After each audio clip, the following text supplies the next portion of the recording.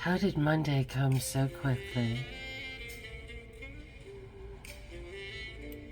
How did that happen? And good morning again. We're sort of going to revisit a little of this just because, I got a question about, what would you do to solve this? And it's like, hey, I'm a camera. I record what I see. I'm not building a studio here. And my own ideas are probably far flung and, wild. We can look at things on a million trillion levels. And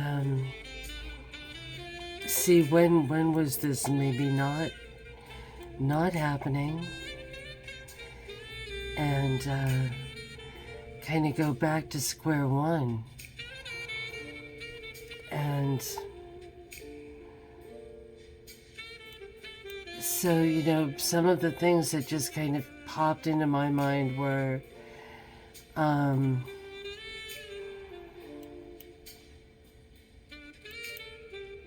always goes back, I have a million things that go through my mind first, that in Nicaragua the word for Americans is people who can't use their hands. And then it reminds me of sort of the good part of Rudolf Steiner, where everyone had to learn to knit and to, do certain things to be able to kind of get by in the world. But then it sort of always goes back to, maybe certain things. Here's our little new school for social research, which is just, right there you go, progressive. And this was in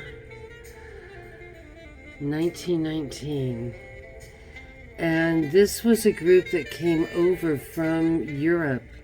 They were booted for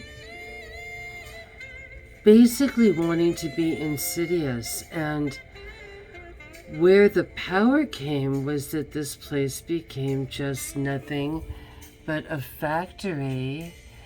And I've talked about this before, that rubber stamped PhDs at their little factory here of their progressive thinking, where they were able to get enough of a toehold to be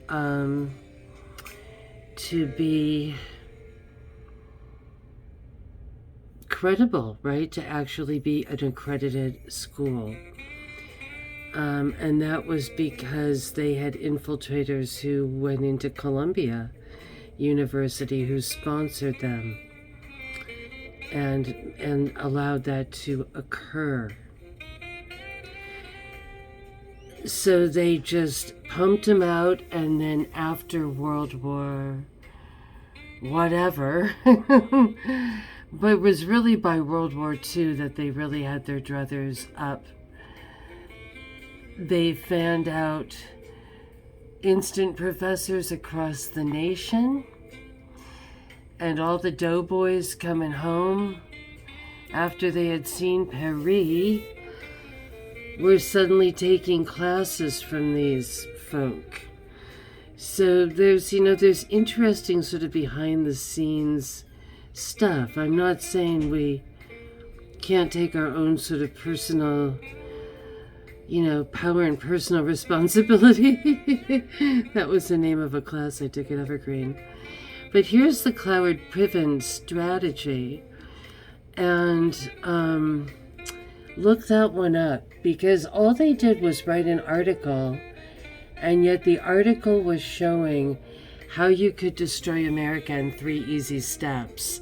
And they wanted America destroyed. They were this radical Berkeley couple, and it was, to undermine it from within, right?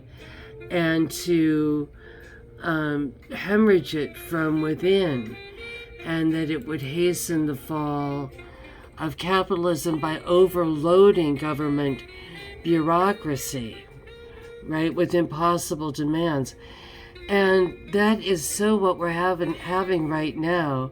And it's interesting, I've been just looking at what is, now that Evergreen was looking for a president, I keep getting all of these weird job things coming from the state of Washington, and it's unreal.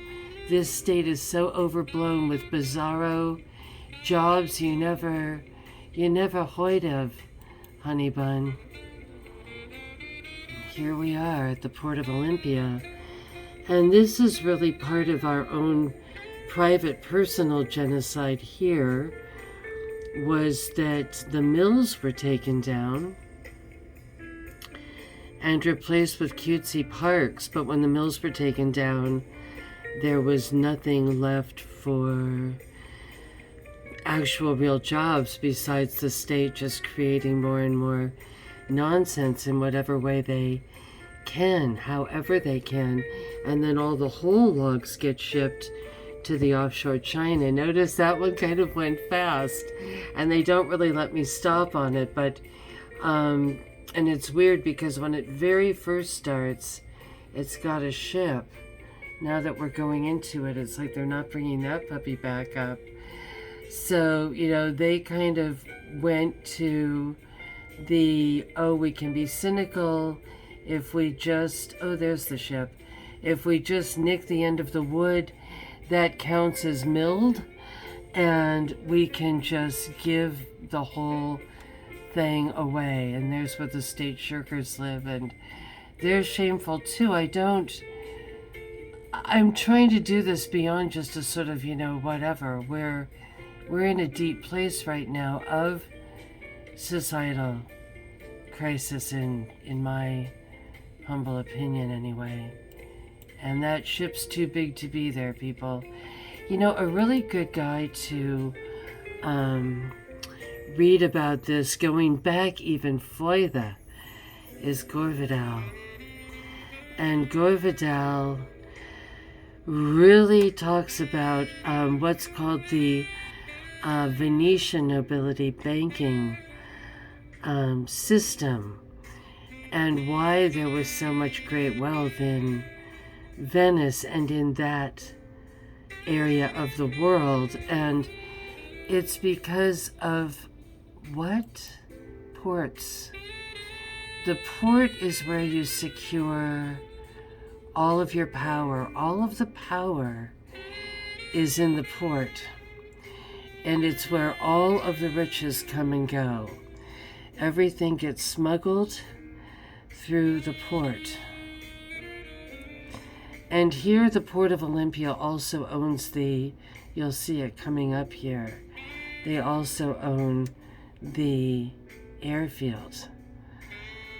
They'll show you that in a minute. So that's another port of entry, right? Smuggling comes and goes in those ways for the big stuff. I guess you can do your long haul truckers too. But, they've got these great big old ships here. We don't know what comes in on them. Nobody knows any of that. This is all very secretive stuff, kind of hidden behind the little veneer of the cutesy yachts. And so whenever you see a port, that is going to be coming from the tentacles of, remember Bob Shea told me, we're just a trailer park tentacle, or he said outpost actually, not tentacle, of the Vatican. So Vidal in Venice, he really went into that. And so it's kind of old stuff here that we're talking about. We can look at where all of these different sort of really parasitical groups coincide that are wheeling and dealing, as poor Farmer Joe or Miller John is just trying to do stuff. But, it's funny how you really can brainwash a nation or bring it to its knees or just render it stupid in one generation through fanned out teachers at every university. It only takes a few decades after that. I don't know. If you're going to ask me questions, beware. But the answer might be, I'm only sending out my love, though. Just breathe.